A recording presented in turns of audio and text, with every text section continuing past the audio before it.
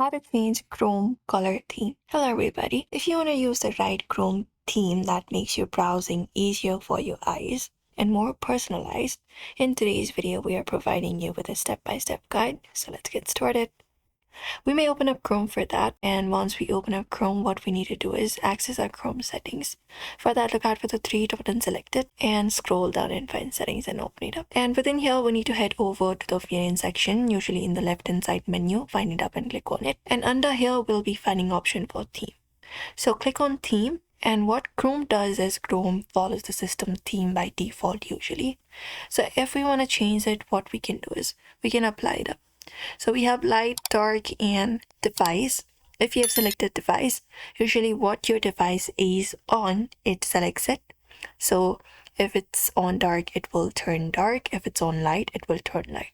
But if you want to make it light only, we may select this light option and we can see the changes instantly. Similarly, if we want to change dark only, we can select the dark option and we should be able to find the changes instantly once again. And if not this, we can even select this option of following device colors and enable this option right here.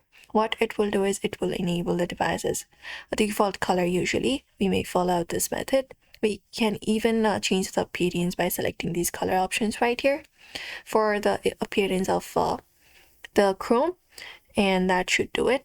If you want to do it within your device's settings, what we need to do is we need to head over to our device's settings, go to personalization, choose option for colors, and within here choose our mode, dark or light, even custom. And once you apply it up, when we head over to Chrome and see the changes, it should be applied directly onto your Chrome. And that's it.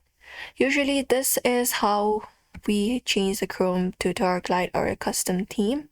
So we hope this information was helpful. Please give this video a like and subscribe for more tips and tutorials.